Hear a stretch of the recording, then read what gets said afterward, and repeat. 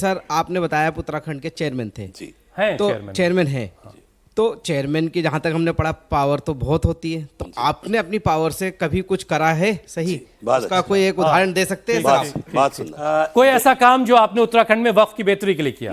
Google कीजिए, ये 2 साल में हमने क्या किया है आपको गूगल पे दिख जाएगा। आप डालिएगा मॉडर्न मदरसा इन उत्तराखंड, तो हमने अपने मॉडर्न मदरसों को मॉडर्न बनाया है। अब मेरे मदरसे हाईटेक बनेंगे, एलईडी स्क्रीन के ऊपर पढ़ाई होगी, एनसीईआरटी का सिलेबस मेरे बच्चे पढ़ेंगे और वो हाफिज कुरान के साथ साथ अब डॉक्टर, इंजीनियर, फिलोसोफर भी बन पाएंगे। सर, आप मॉडर्न सर बात पूरी हो जाए। मॉडर्न मदरसा हमने बनाया है। नहीं, और- बोर्ड ने बनाया है जी, वक्फ बोर्ड सरकार ने उत्तराखंड बनाया ने 10B वक्फ संख्या 10B के अंदर पर्सनल इनिशिएटिव मॉडर्न लेते हुए मदरसा आपने बनाया। बनाया। बहुत जल्द हम इसी महीने उसका इनॉग्रेशन करने जा रहे हैं। बहुत अच्छी आप बात। सब लोगों को भी इनवाइट करते हैं कि आप आइएगा। ठीक है हाजिक साहब, जो सो कॉल्ड सेकुलर पार्टियां खुद को कहती हैं वो क्या मुसलमानों का नुकसान कर रही हैं देखिए बात यह है या कि माइनॉरिटीज का? ऐसे कह लीजिए। ये जो बिल पास हुआ 288 वोट पार्लियामेंट में 543 में से भारतीय जनता पार्टी को पड़े और 232 वोट जो है विपक्ष में पड़े।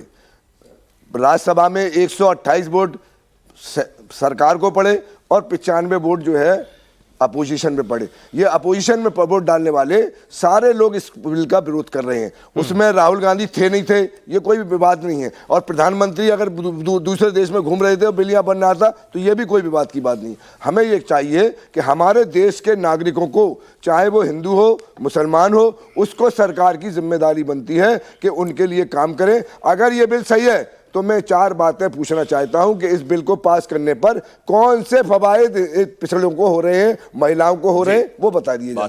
चलिए ठीक है, कुछ और सवाल ले लेते हैं। अभी छत्तीसगढ़ में जो हमारे वक्फ बोर्ड के चेयरमैन हैं डॉक्टर सलीम राज जी, उन्हें पिछले हफ्ते ही 500 करोड़ का वक्फ बोर्ड में गमन हुआ है।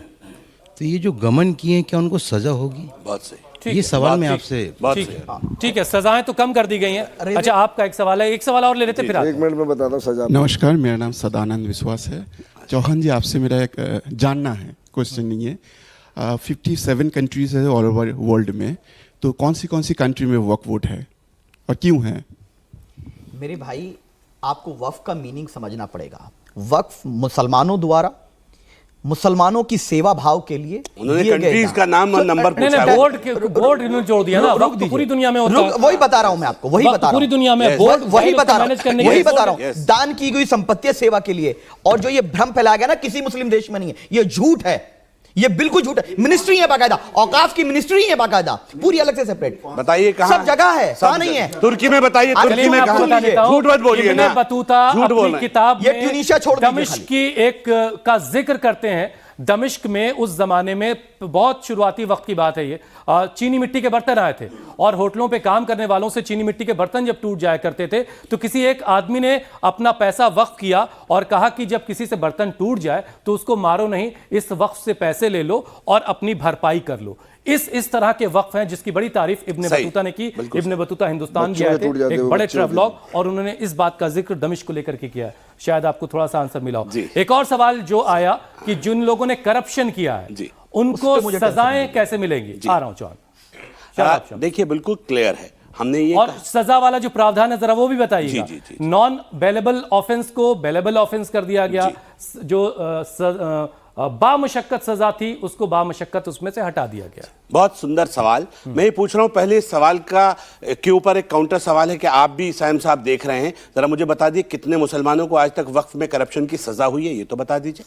क्यों बेवकूफ बनाते हो? अरे हमारी जिम्मेदारी नहीं ना, नहीं हुई ना, यही तो बता रहे हैं। यही बेईमानी थी सरकार की। इससे पहले जो सरकारें रही, इन्होंने जो बेईमानी की और जो अमेंडमेंट की। धामी साहब हैं, मैं ये कह रहा हूं साइम साहब, मैं ये कह रहा हूं कि इस प्रावधान में जिन्होंने चोरी की उनके प्रॉपर्टी हम किसी को जिम्मेदार नहीं बनाया गया था। अब मुतवल्ली की जवाबदेही तय की जा रही है नए अमेंडमेंट में, और अगर गड़बड़ी करेंगे तो पहले तो हमने कैग लिया है, हम इसमें कैग लिया है, अब गड़बड़ी होने की संभावना नहीं। कैग जैसी संस्था अब मॉनिटरिंग करेगी, वो हिसाब किताब का ऑडिट करेगी, ईमानदारी पारदर्शिता आएगी, सब कुछ ऑनलाइन करेंगे। चोरी करने वालों को सजा कैसे मिलती है हम दिखाएंगे। हमारी सरकार है, लकड़बग्गों को सलाखों के पीछे डालेंगे, उनकी प्रॉपर्टी से प्रॉपर्टी की रिकवरी कराएंगे। अगर वक्फ का और मुसलमानों का फायदा होता है तो इससे बेहतर और बिल्कुल होगा क्या हो सकता है? बिल्कुल होगा सब चाहते हैं।